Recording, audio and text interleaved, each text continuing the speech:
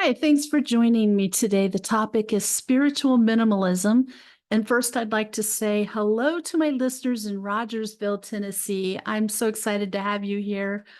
Thank you for tuning in week after week. I see you out there.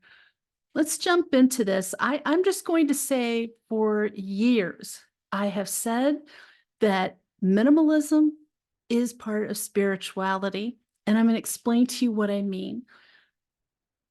What is it? What does it mean? How it really can change your life. And I want to make it clear how that can happen.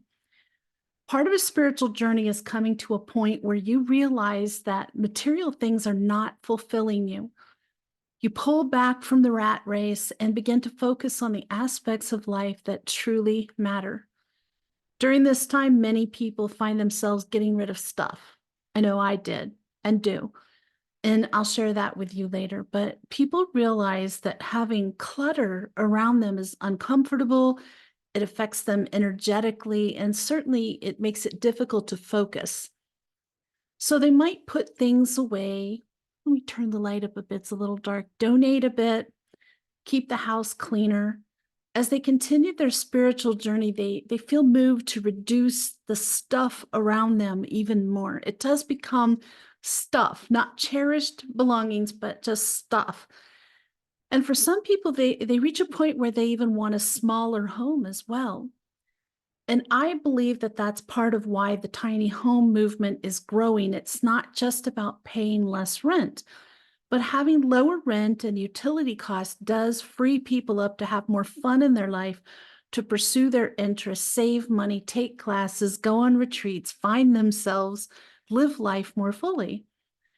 I want to share with you a story that I found. It's on a website I follow, and I'll tell you what that is a little later. It illustrates one person's very powerful experience with spiritual minimalism. Here we go. On a website called The Fun Life, Renee Bennis, who I follow, says she admits that when her family lived in their 3,400 square foot home, she was already kind of a minimalist. She was a minimalist everywhere except in her closet. I can really relate to this. She was not a minimalist at all when it came to her closet. While she was feeling the overwhelm of having a much bigger house to care for, the truth of why Renee started minimalism was so much bigger. And she really tells a wonderful story that I hope will help you pause and consider if any of this applies to your life as well. Let's talk about the excess of reality here. One of the first things that started to hit Renee was the wasted space of their home. She had counted multiple times, and including the beautiful entryway, they had a total of 17 rooms and a massive storage room.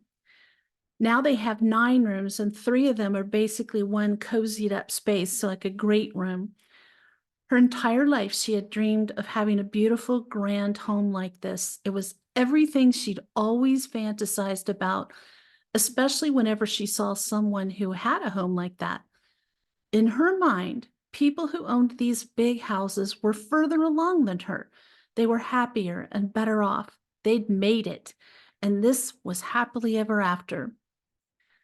Uh, Funny thing about happily ever after is Renee remembers a moment when she was around 4 or 5, and her mom was reading her a story before bed. And of course, at the end, she said, and they lived happily ever after. Boy, I sure remember hearing stories like that from my childhood, too. So Renee asked her mother, does that mean they were happy forever after? The idea that once people collected all the things, the prince, the man, the home, the castle, the clothing, they would forever be happy. It made her so excited. She really clung on to that. At this time in Renee's life, everything had been pretty great, but she still clung to that idea of reaching this final destination of happiness. After that, life turned into one sucker punch after another, but still some part of Renee believed that happily forever after was still attainable, and the more stressful her life got, the more she wanted that happily ever after. Renee remembers being a kid when one of her divorced parents were both in the middle of a second divorce, and this was when the movie Father of the Bride came out. I remember this. In the movie, Steve Martin's character, George Banks, says very passionately, "This is our house, 24 Maple Drive. Annie was just in grammar school when we bought it. A few years later, we had a surprise package, our son Matt. I love this house. I love that I taught my kids to ride their bikes in the driveway. I love that I slept with them in tents in the backyard. I love that we carved our initials in the tree out front. This house is warm in the winter, cool in the summer, and looks spectacular with Christmas lights. It's a great house. I never want to move. But the thing I think I like best about this house are the voices I hear when I walk through the door." So, as a kid with divorced parents and parents divorcing her step parents, Renee heard that quote, and all she heard was, "This house made all these wonderful things possible." So when Renee and her husband would do their own Christmas Eve tradition of driving through neighborhoods looking at Christmas lights, the ones that looked like the Banks house in that movie were the ones that really stood out to Renee. She would hug her hot cocoa a little tighter, lean in toward her husband, and say, "That's my dream home." Little did Renee know that a subliminal message had snuck into her brain as a kid and convinced her that this particular style of house meant a happy family. Growing up in a lot of dysfunction, there was nothing Renee wanted more than a happy family, and she believed that a house was part of making it happen, a particular type of house. Renee had so many people visiting, and all of them would want a tour of her house. And it was these tours she gave that led to her realization that maybe the house wasn't what she wanted. It was funny how when she moved into a big house, people wanted to get a tour. They got more excited. They looked at her family differently, talked to them with more respect. She didn't like it, but this was the truth. What Renee quickly came to realize was that she got bored of hearing herself talk about their house. She remembers walking through the main level, and then when she put her hand on the basement door, she felt this terrible feeling of, ugh, are we still doing this? The enjoyment of showing off her house, her perceived status, was really short lived, and it was starting to feel, in her words, gross, boring, and excessive. This feeling of excess spilled over into Renee's photography business, where she was continually collecting more and more backdrops and props and feeling this underlying feeling of grossness about all of it. Again, her word. To top it off, her days as a photographer seemed to quickly feel full of fake smiles and forced togetherness. Once we realized that one aspect of our life isn't true, wow, it's like dominoes. We start seeing more and more. Those things start falling over, and we see the reality. Her reality with her work as a photographer was that most of the families were laid back, gracious, and loving, but there were too many people screaming at their kids, their husband or wife, all in the name of getting a good photo. Later, these families would share their photos on social media with like a live, laugh, love quote, and Renee couldn't help feeling like it was all a lie. Much like social media in general, where people show their best part of their life, the best selves, the best aspects of their life. As a mom who's well known to have her own occasional freak out, Renee was not trying to say these parents were faking it or they weren't grateful for their family and children, but still, it all started to feel fake to her. And I'll tell you, that is a sign that you are disenchanted with that aspect of your life. You're not passionate about it anymore. You're starting to get the nudge to do something else. It's sort of like her clients were saying cheese in front of the camera and then be nasty to each other off camera. And then she felt like she was faking happily ever after, and she was feeling it on every level. You are, because you're listening to this show, watching it on YouTube, you're likely someone who allows yourself to be led by your intuition frequently. And it's natural, it's great, because that's how we are meant to self-guide our lives. Animals exist with much less rushing, stress, and anxiety than humans do, and that's primarily because they follow their instincts. Just like turtles instinctively flock toward the water and baby birds practice flapping their wings, humans are meant for something. Our instincts want us to show up for this life in some specific way. The trouble is, because we are human, we're watching what other humans are doing as an indication of what we should do or what we shouldn't do, and it can really inhibit what we're meant to do. We fill our closets with the latest trends because, well, that's what everyone else is wearing. We get peer pressured into drinking, smoking, drugs, binge watching a TV series. The thinking is if everyone else is doing it, it's probably what I should be doing too. But the more you dive into your spiritual journey, you're reading books, you're reading blogs, you're putting what you learn into practice, then the more you start second guessing everything you've ever believed or thought you wanted. We are seeing this happening in a massive way in the world right now. It's noisy and it's uncomfortable, but I am so happy to see it because it means so many millions of people have reached this point. And if you think about it that way, it's really exciting. So if you have a feeling that you were made for more than what you currently are, something different than what you're doing now, that your life is meant to be different, you probably are. Maybe you're sitting in your home right now and it's a home you've always dreamed of having. And then now you're overwhelmed by the idea that all these thoughts, dreams, and ideas of a fulfilling life might be coming from a higher source. What you were meant to do was etched into your DNA, and yet you've been ignoring it. Why are you ignoring it? Possibly because everyone else was ignoring it. And of course, everyone's been telling you that any big hope or dream you had was unrealistic and impossible. I've been through that a lot too. They said things like stick to something more solid, more practical. Heck, I got that when my angels told me to leave the field of mental health. I was at the peak of my career, very well respected, loving my work. And they're like, now you got to move across the mountain. You're going to move to Sedona and do your spiritual work full time. And I was not happy about that. But I'm so much happier with my life and my work now. Like it has been just an absolute joy. So, I'm on the other side of one of those and can tell you from experience, it's worth following that kind of guidance, even if you're scared.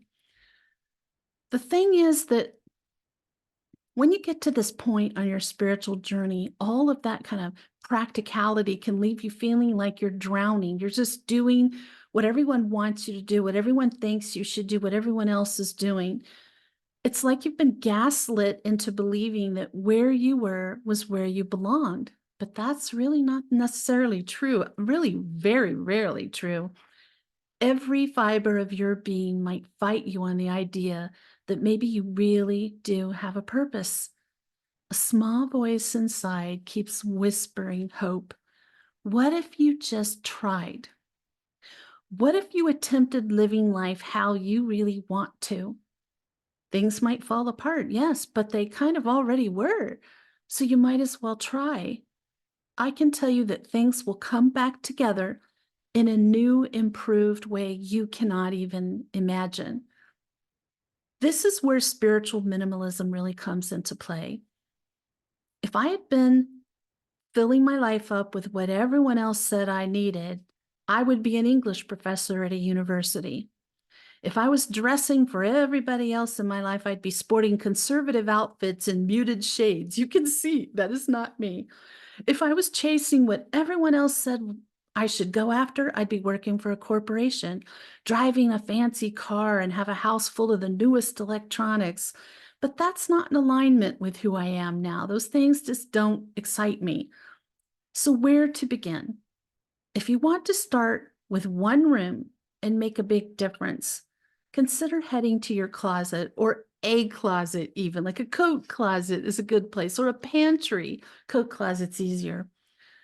My closet was not where I began, but it's a place I revisit twice a year to ensure that it continues to be decluttered and streamlined, and it has room to go. It's painful for me. I really do like my clothes. When I started on my closet, I want to say I immediately grabbed a garbage bag, headed to my closet, and I did the most decisive, intense decluttering ever, but that's a lie. That did not happen.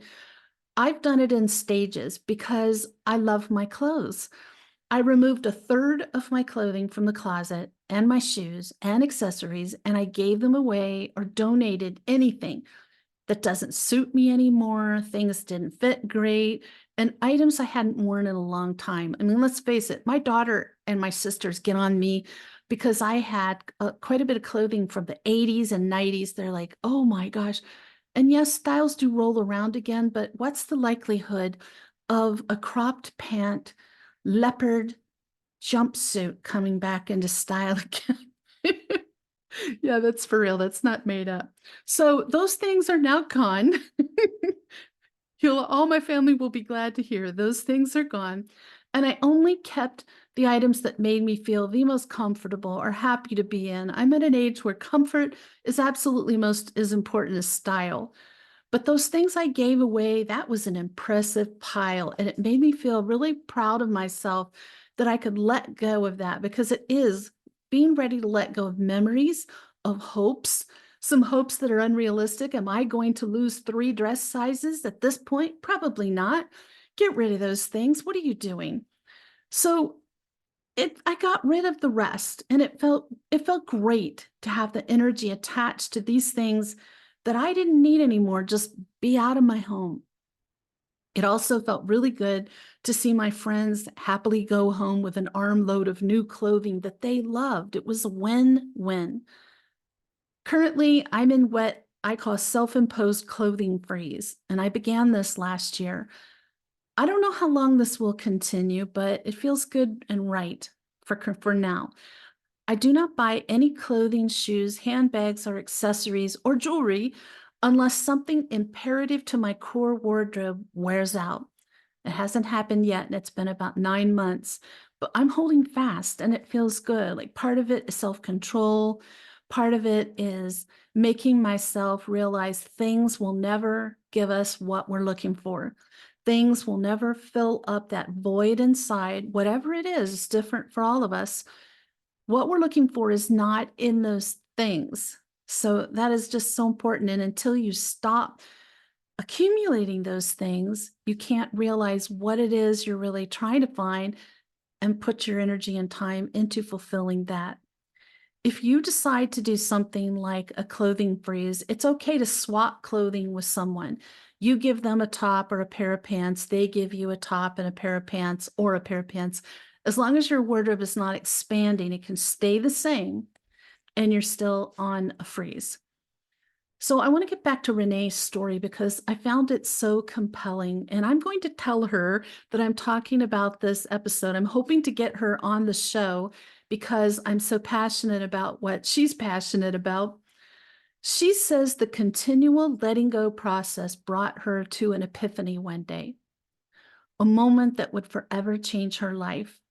It's the moment where she raced up the stairs to the double doors of her primary bedroom, sat down next to her husband, and said, "Let's sell the house." Now, think about that.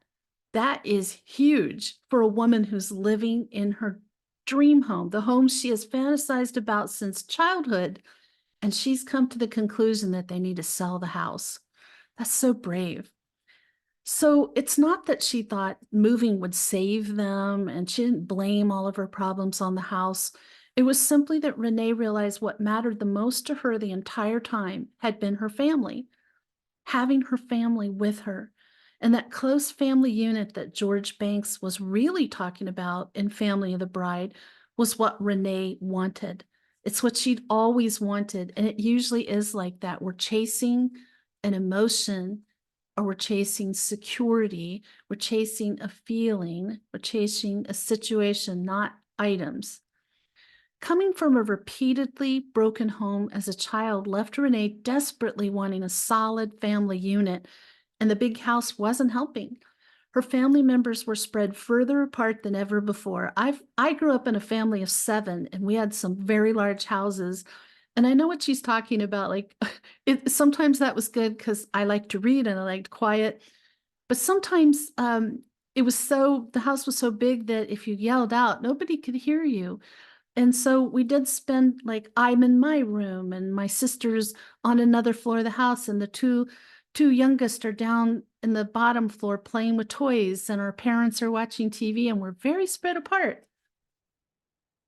So weekends for Renee were spent catching up on projects, updating the yard or the house, trying to keep everything clean, working extra hours to make sure they could keep affording to live in that big house and still have some money to do something fun. That hustle of maintaining the house was taking its toll on the entire family. Renee knew they had to at least try life without the big house to see if they might be able to repair what had been broken. What happened was that Renee's family freed up enough income to pay off debt. She had more time to learn how to make passive income online. So, no more photography clients, no more yelling. In years since they moved to a much smaller home, they learned to slow down, take breaks, enjoy life more. They haven't totally escaped the hustle mindsets they used to live by, but they're close. It takes years for us to get into a hustle mindset, and we're not going to just pull ourselves out of it immediately. It takes time, it's a process. With less stuff to maintain, to pay for, Renee's created work that feels meaningful and fulfilling for her. They've traveled more with their kids, had more experiences, and way less financial worries. Doesn't that sound great? Renee's family is no longer trying to keep up with anyone else, let alone the Joneses. They are just focused on living their lives in their absolute best, most fulfilling way they possibly can. And for them, it feels amazing. She didn't start minimalism as a way to get more organized or to clean less, but that definitely was part of it. She started eliminating stuff from her life so she could spiritually connect on her inner calling on a deeper level.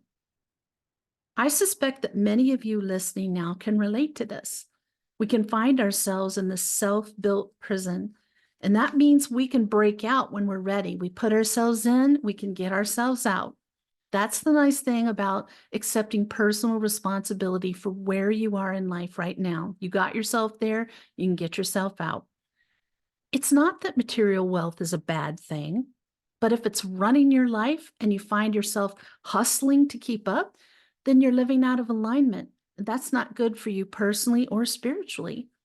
So take the time to discover who you are now, what you really want, need, believe, feel. Listen to your intuition, understand your purpose a little more every day. From that space, you can buy things more intentionally. I know now that when I think about buying something, it's never to get the thrill of buying. It's like, do I need this? I'll stand there and take some time. Do I need this? How will this function in my home? What will happen if I don't get this? Is this going to impede my life not having it? Could I hold out for something I like better? I think about all of those things, and that's buying things more intentionally. When you do that, you're operating from a space of peace and understanding. And that, my friend, is true abundance. I'm going to tell you my personal story with this, very short. I divorced in the late 2000s and moved into a 950 square foot home. It was so cute in the Pines, but there was no way my possessions were going to fit into that space. Impossible. My parents had moved out of state again and downsized considerably, and that really inspired me to do some downsizing of my own. So, as I was moving to this new house, I began selling things online, and I still do.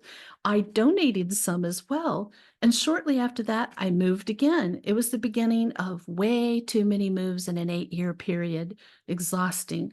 But every time I moved, I would get rid of things. Honestly, I don't understand how I have things left to get rid of 16 years later. Where is it coming from? What I do now is I keep an eye out for things I haven't used in a long time in every drawer, cabinet, closet, room of my home. I store them in a box in my garage, and when it's full, I donate it. Easy.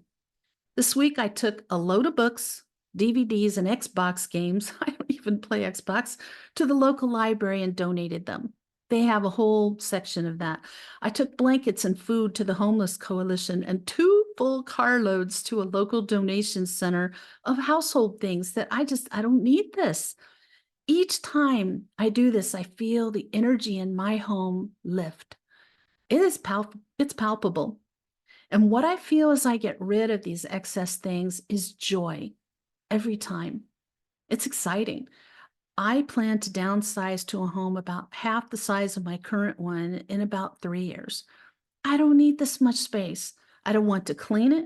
I feel better with less things around me. Remember, less clutter equals better focus, and you'll feel more serene. And my serenity is very important to me. It all started for me with one move, which coincided with my rapidly progressing spirituality. And at that time, I could not see the correlation, but I see it very clearly now. So if you're feeling irritated at clutter, having a lot of possessions, having this big house, you're likely at a similar point yourself. It's part of your spiritual journey, and you are meant to do something about it. When you're bothered, you're being pushed to do something. So, in the show notes, I will post the titles of some books and blog sites you can use to look into spiritual minimalism further. I got a great book this week in the mail just released on decluttering that I will include in that list. And let me tell you, that was an intentional purpose. I don't buy books anymore. I get them at the library, but this one, it's a journal. I had to have it. I trust this episode has illuminated you on the topic of spiritual minimalism and nudged you to start down that path yourself. Tune in next week when the topic is the roles your angels play in your life. In the meantime, may your angels surround you. May your angels protect you every moment, every day of your life. I'll see you next week.